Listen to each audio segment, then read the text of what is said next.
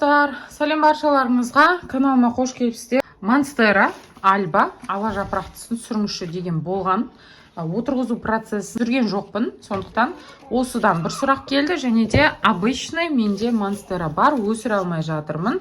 Күтімін көрсетіңізші, сатып алған кезде жалпы қалай отырғызу керек, қандай топырақ керек, жалпы күшті бір видео түсіріп беріңізші деген көрерменнің сұрауы болды. Сол кісіге жауап: қазір монстераға не үшін осындай бекіткіш құралдар қажет? Мынандай, кокосовый ниткадан жасалған. Отырғызу барысында не үшін қоямыз, және қандай монстераларға қоямыз, және де қандай құмыра таңдаймыз, қанша монстераны біріктіріп отырғызамыз. Қазір мына жерде менде жаңадан монстера келген. Сол монстераны мен өзіме алдым, және де маточныйын өзіме алып қалу үшін мақсатта осындай монстера өзіме алған болғанмын. Бұл обычный монстера делициозная, яғни бөлініп, жыртылып өсетін обычный монстера. Мен бұны алып келгеніме 2 апта болды. 2 апта менде карантинде тұрды. Өзін сол комнатный температурада адаптация жүргізді. Бір қалыпты жылы жер керек монстераға. Сол жылы комнатамда тұр. Және де өте жарық, күшті жер керек. Сол әдемі жарық жерде тұр. Қазір тек отырғызу барысы, күтімнің барлығын көрсетем. Алдағы уақытта нәтижесімен бөлісіп отырам. 1 жыл көлемінде алла бұйыртса. Яғни композиция жасаймыз. Соны бір үлкен бекіткіш құралға ортасына қойып, жан-жағына қойып бекітеміз. Қазір мен сатып алып келген монстера гүлінің тамырын көрсетем. Тамыры аройный тұқымдастарына жатады. Қандай болатынын видеода қазір толыққанды көресіздер. Мынандай қылып скручивать етіп шығарып үлгерді 2 аптаның ішінде. Мынау келген кезде жоқ болған. Және де бір технический срезбен ұрылған жапырағын кесіп алып тастадым. Екінші технический срезі осылайнан қарайып тұр. Енді алдағы уақытта оны көреміз. Ең үлкен деген жапырағының размерін қараңыздар. Камераға даже не передается. 1, 2, 3, 4 алақанымен бірдей. Яғни бұлар өзі осында жыртылғанның үстіне одан кейінгі последний жапырағы тағы да осындай дыркамен жыртылып өседі. Алдыға уақытта үлкен монстр болып, бір қабырғаны алып тұратындай гүл іздесеңіздер, осы монстер өсіріңіздер. Ала жапырақтысы болсын, жалпы тайский созвездия болсын, альбасы болсын, қарапайым жасылы болсын, жалпы монстера гүлі бір гүл өсіретін кісінің үйінде болу керек деп мен білем. Өйткені бұл декоративный, оның үстіне гүлдейтін керемет гүл. Негізі монстера гүлі гүлдейді. Қандай условияда гүлдейді, қазір алдағы уақытта айтам. Жаңадан келіп жатқан кісілер менің каналыма тіркеліп алыңыздар. Алдағы уақытта бүкіл ақпараттарды беріп өтемін сіздерге. Және де қаншама осы уақытқа дейін мен 350-ге жуық видео түсіріппін. Соның ішіне өзіңізге іліп бар деп білемін. Каналыма қолдау білдіріңіздер. Лайк басыңыздар, комментарий жазыңыздар, достарыңызға бөлісіңіздер. Себебі әрбір бөліскен комментарий маған маңызды, ойларыңыз маңызды, пікірлеріңізді. Сосын сол пікірде айтыңыздар, қандай гүлдің күтімін күтесіздер, жалпы қандай гүлді жақсы көресіз, барлығымен бөлісем. Енді қазір мынаны біз босатам. Сосын менде бұрын отырғызылып қойған осындай монстера альба бар. Міне уже мынау, так айтам, бұл последний жапырағы осындай дыркамен шықты альбаның. Енді дальше жыртылып өсе береді деген сөз, одан ары қарай жапырағын үлкейте береді деген. Және де бұда воздуш корень бар. Уже міне мынау біреусі, мынау екіншісі. Мынау сол тамырға қарай бетіп еңкейтіп қойдым. Соны уже бекіткіш құралға бекіту керекпін, ары қарай жақсы өсу үшін. И тамырлары что-то көрінбей қалды. Енді жоқ емес, тамырлары өте күшті. Мынаның бәрін бетіп жаулап жақсы өсіп жатыр. Бірақ сонда да мен тамырын жағдайын көру керекпін. Жалпы гүлдің жағдайын тексеру керекпін. Сол уақыт келіп қалды, 5-6 ай уақыт. Және де тағы да бір черенок бар менде. Фитильный поливте. Бұл сатылып қойған гүл. Мен қазір бірге отырғызайын деп. Сондай тура жасыл бар, ол бізде суда тамырлап тұр. Тамырының жағдайының бәрі жақсы. Уже отырып тастау керек. Қыс бойы уже витамин жетіспей жатыр. Құр суда тұратындай емес. Қазір мен бұлардың барлығын тамырын ашып көріп, қандай құмыраға сәйкес келетін көрсетем. Ең бірінші мынаның тамырын ашайық.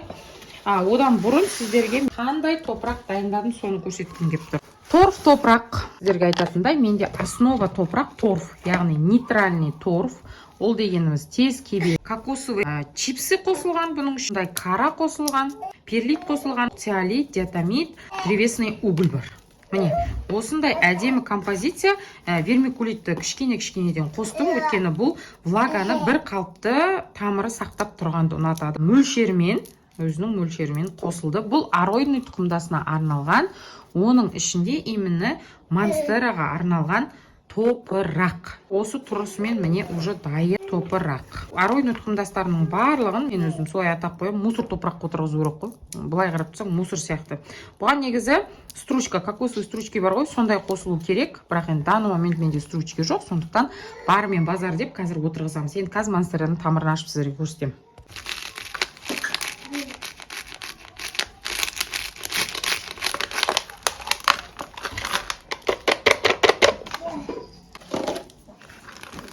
Бұл фитильный полив қылып отырғызғанбыз. Енді менде қазір тамырлары өте күшті.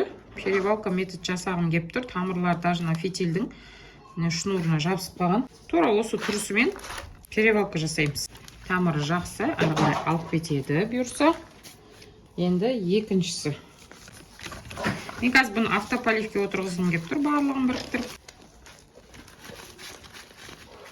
Фитиль сияқты қылып жасаған, бірақ та мен әдейі астына кескен жоқпын, чтобы асты су астына барып тұнып, содан питать етсін деп жасағаным.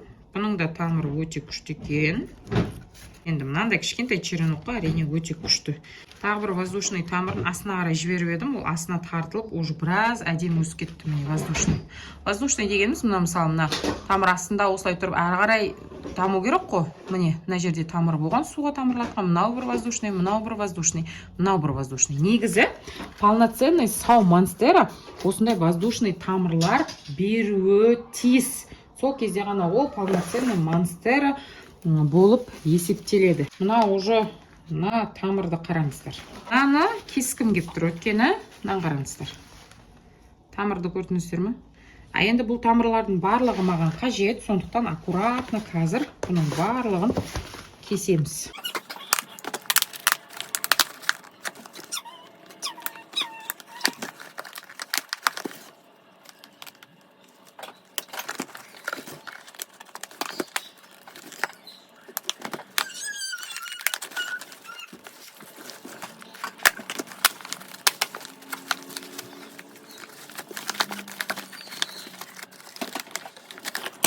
Міне, осымен тамам.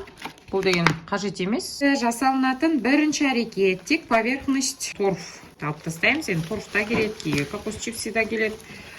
Тек жоғарғы жағын алып тастаймыз да, қазір бұны перевалка методпен отырғызамыз. Енді астында көбінде монстералардың тамыры жақсы аройный күшті өсетін болғаннан кейін көбінде бұда стаканчик салмайды, сондықтан тек беткі тамыры жоқ. Енді мейлінше босата алғанымызша негізі босатуымыз керек. Бізге старый грунт керек емес, бізге питательный кәдімгі жаңа топырақ керек. Мына астын қараңыздар. Енді бұны істесек, біз монстераны өте бүлдіріп аламыз. Яғни монстераға қатты стресс сыйлап қоямыз деген сөз. Сондықтан тек төбесіндегі топырақтарды осылай мейлінше алғанымызша аламыз да. Қазір бұны негізі автополивке отырғызамын деп шешіп едім. Бірақ автополивке өте тарлық етеді екен. Барлығын қосып, не болмаса жеке өзін. Міне. О, енді қараңыздар. Қаншалықты үлкен болу керек? Міне, бір-ақ саусақ. Бір-ақ саусақ. Мына жақтан бір саусақ, мына жақтан бір саусақ. Міне, екі саусағым кірмейді өш міне ары қарай. Бір саусақ, мына жақтан бір саусақ. Бір саусақ қалатындай өте тар ыдысқа отырғызуымыз қажет. Терең болмай тұр. Бізге мейлінше тереңірек керек, өйткені тура мына тамыр қалай тұр, тура солай барлық тамырды тез қыс бойы жаулап өсетіндей болу керек. Екілік осы размер дәл келеді екен. Біріншіне бірін кигізетін, ешқандай дренаж қажет емес. Осыған отырғызамын деп шешіп жатырмын. Ал енді бұған тіреуіш құралды қалай бекітемін деген менде сұрақ тұр. Воздушный. Уже бұған тіреуіш керек. Солай топырақ салып жіберейік. Воздушный тамырлары болса, ішіне қарай бетіп астына қарай жібереміз. Бұл бір. Екіншіден, мынау бекіткіш құрал менде 80 сантиметрлік. Бұның асты бекіткіш құралдың осындай өзінің таяғы бар. Сол таяғын ғана мына жерге тұрғызып көрейін. Сосын осы таяққа үлкенінен бастап бұлай бекітеміз. Міне, негізі осылай бекіту керек міне ары қарай. Ары қарай осылай ашылу керек. Бәр жақтарын осы бекіткіш құралға жатқызып, бекітіп, өстіп отырғызу керек біз негізі. Енді осыған отырғыза берем, бисмилля деп. Өйткені басқа бекіткіш құрал келмей тұр бізде. Жан-жағына жаңа топырақты салып, воздушный тамырлары болса мейлінше астына қарай жіберіп, аккуратно отырғызамыз. Осындай тесный құмырада бар ғой, монстераларыңыз бар ғой, бешеный өседі ғой. Тартылып, прям күшті болып. Ал енді монстераға қаланшалықты сіз үлкен жасап қоясыз. Бұл менде бәлкім 2-3 айлық. 2-3 ай ғана отырады. Маған сондай нәтиже керек болып тұр, өйткені сатып алғаннан кейін монстераны отырғызу тәртібі негізі солай. Өте тар, қайталап айтам, өте тар ыдысқа отырғызасыздар. Сол кезде ғана монстера өзін жайлы сезінеді де, дальше ары қарай тамырын өсіріп бастайды. Егер өте үлкен құмыраға отырғызып қоятын болсаңыздар, тамыры тез шіріп кетеді. Енді аройной тұқымдастарының бұл қасиеті сондай өзі. Ештен кетпейді, мынандай тамырлар сыртына шығып тұрса, тура сол сияқты мына бетінде сөйтіп топырақпен жабамыз.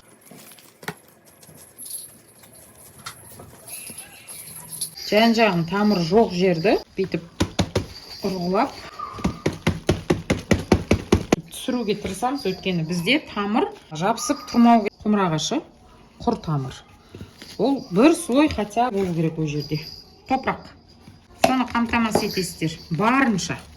Осылай барынша топырақтың кіргенше кіргізіп, нығыздап, трамбировать етіп, и қалған топырақты үстіне осылай саламыз. Бұның бірнеше уақыттайын сіздерге нәтижесін көрсетемін, өйткені мынада тез-ақ өседі. Оны сол келесі шығатын, әдемі болып шығатын келесі жапырағынан ақ өзінің гүл состояниесін қалай сезініп тұрғанын білуге болады.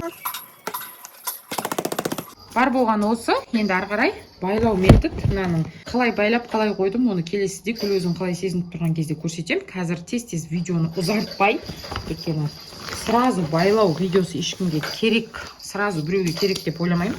Енді байлау методы болса, алда қарай каналыма тіркеліп көріп отырсаңыздар болады. Қазір мен мынаны уже байлаймын, сосын сразу суарамын. Келесі бізде альба и обычный жасыл бар ғой. Соларды біріктірейік деп тұрмын. Осындай екілік құмыраға. Мынаның өзі үлкен болып кете ма деп қорқыңқырап тұрмын. Осы автополивке сразу отырғыза берем, өйткені бірнеше черенок рисковать еткім келмейді екілікке, автополивке меркасымен, және де осындай бекіткіш құралдармен отырғызамыз. Мына тұрған размерді кішірейту мақсатында, егер сіздерде жоқ болатын болса, осындай ірі пеностекло бар. Дренаж ретінде жүреді, и бір жағына осы пеностекло бар ғой, күшті тартылып өседі.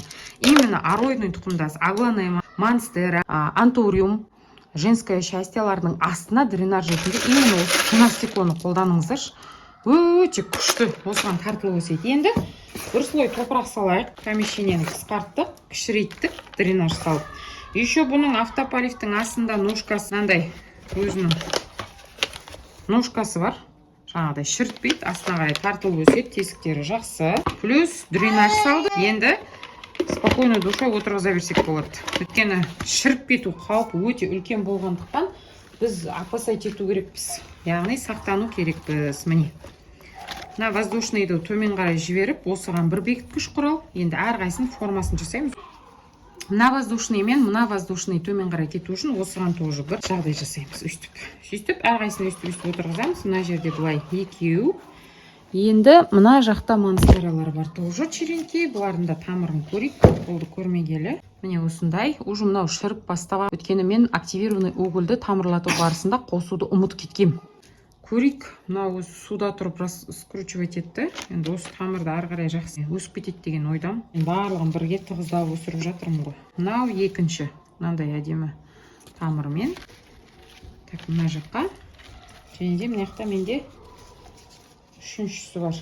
Осындай тамырмен осылай қиылған. Бұны да отырғызамыз. Үстіп бізде 5 монстера бір ыдысқа болады ғой. Енді бисмилля деп ары қарай әрқайсының өзінің бекіткіш құралымен бірге күштеп отырғызайық. Енді ары қарай отырғызу процесін білесіздер ғой. Топырақ саласыздар, бекітесіздер, байлайсыздар дегендей. Қазір мен топырақты салып болайын.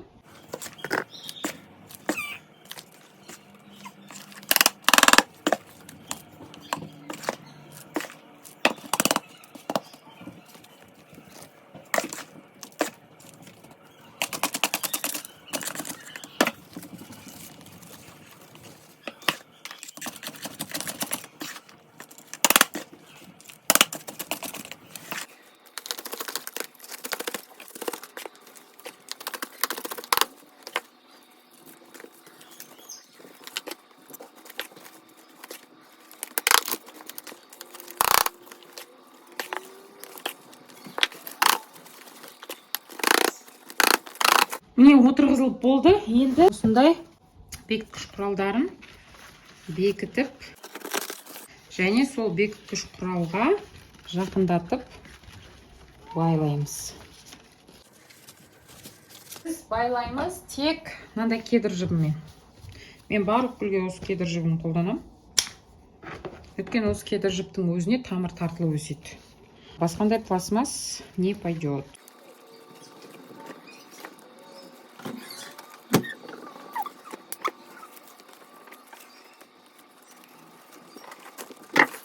Болды, қараңыздар. Барлығын бекіттік, барлығын байладық. Әдемі композиция шықты. Тек енді мына жақтарына тағы да черенок болғанда вообще күшті болады екен деп тұрмын.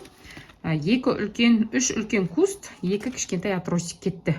Енді бұйырса, бұны сразу суармаймыз. Өткені жаңа босатқан кезде ылғалдылығы болды. Екінші череноктарды, яғни отростиктерді судан алдық дегендей. Бұл адаптацияда әлі 1-2 аптада осылай тұрады. Тек мынандай қылып жапырақтарын сүртіп қоясыздар. Монстера су сепкенін жақсы көреді. Сол 2 аптаның ішінде көбірек су себуге тырысу керек. Яғни 3 күн сайын бір, 2 күн сайын бір су сеуіп тұрсаңыздар болады. Жарық жерге қоямыз, бір қалыпты сквозняғы жоқ, жылы жерге қоямыз, болды.